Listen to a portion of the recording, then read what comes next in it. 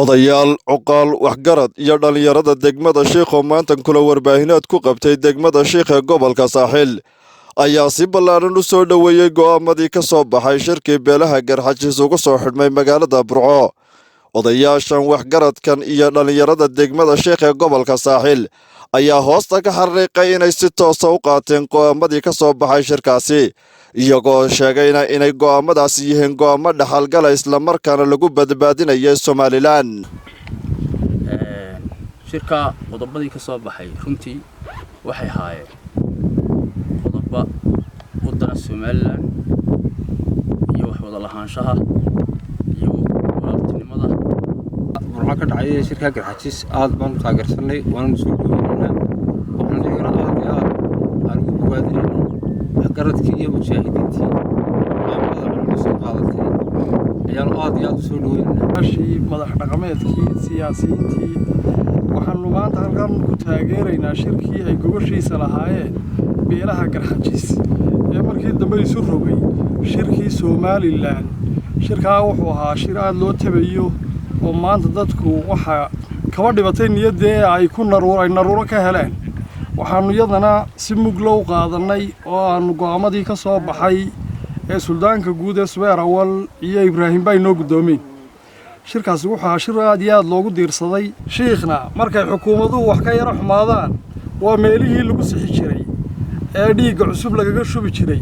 maanta waxaanu leenahay qarannimadeenna aynu ilaashanno, shirkaan aynu wada taageero, madaxweynahana Ilaahay ha ku hanuuniyo.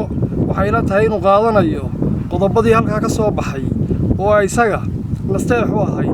waxaanu leenahay aad iyo aad baan markaa u taageersanahay una soo dhaweynay. anigoo ah beeldaaji cadeed waxaan ka hadlayaa sidii ayaamii horeen cadaysnaa aan u hadlayay maanta u hadli maayo, waayo wuxuu yidhi gaariya dadii naga yarayday xil baa naga dulqaadeenee alla ha idin daayee. xil baa naga dulqaadeen buuli markii dhagax dulka yararku sameynaya iyagoo ragga waa isku daylaadeen. waxaan soo dhawaynayaa shirkii Burco laga qabtay beelaha Garxajis ee gogasheeda ay lahaayeen beelaha Garxajis ay Ilaahay ku alhaameeyay khayrka u dhacay ee ay taageereen beelaha Somaliland oo dhan ilaa qaar daraf ilaa daraf ee ay ka hadlayeen. haddii aan wax ka soo qaato beelaha Sultaan Daakir oo kale oo ka mid ah beelaha 6 gobolba sheegtay inuu dego uu ka mid ahaa. waxaan taageerayaa nin baa heesay wuxuu yidhi inta xaajiyadu noolyihiin ama shiikh xakama yahay rabbi oo na xidha mooye xabsina laga dheeree. waxaan uga jeedaa inta Ibraahim iyo suldaanku noolyihiin haddaan Subeer Awal nahay gunnimo alla naga dheere horta annaga. shirkani wuxuu ku saabsan yahay wax kale maaha.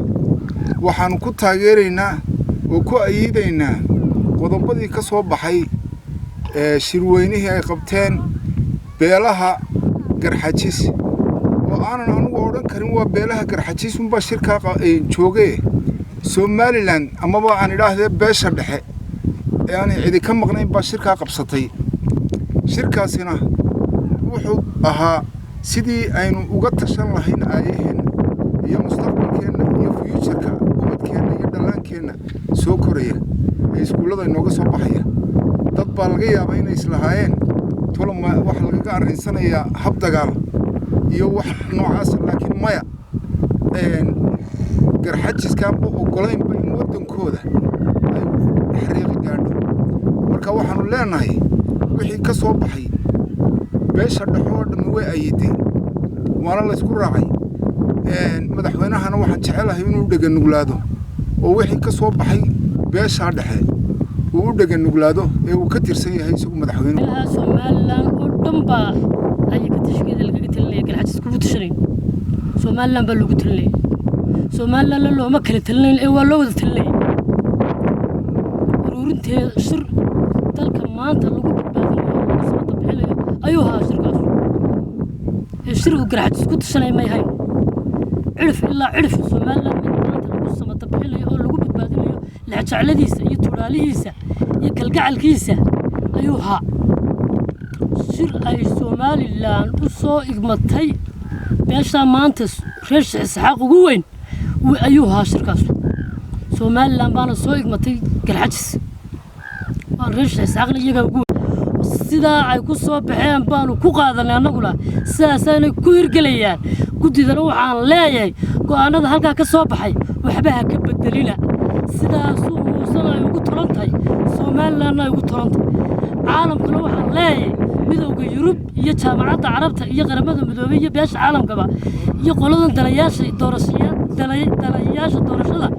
somalilan soo farageliya xaaladahan maanta jira way xuntahay xaaladda somalilan soo farageliya raxiim waxaan si guud u taageeraynaa go'aamadii ka soo baxay shirkii beelaha garxajis ee lagu qabtay gobolka togdheer gaar ahaan magaalada burco dhammaantiina sidaasaan u qaadanay qodobo wanaagsan bay ahaayeen suldaan xasan oo runta u sheegay madaxweynaha kii uu shalay 6 gobol ee somalilan baa uga ololeeyey kii maanta kursiga saaray mar hadduu runta u sheegana aad baan ugu farxay shirka dalnaay dhalinyarada degmada sheekha iyo qorsheeda iyo siyaasiyiinteeda dhammaan waxaan taageersanahay shirkii garxajis ee gobolka burco ku qabteen waana soo dhaweynaynaa gaar ahaan waxaan taageeraynaa suldaankayga guud ee Soomaaliya suldaan xasan suldaan cabdilaahi cabdiraxmaan aad baan u taageerayay mujaahidiin iyo dhagaweyne waa maxamed cali axmed maxamed kaabe telefishinka caalamiga ee bulsha TV degmada sheekh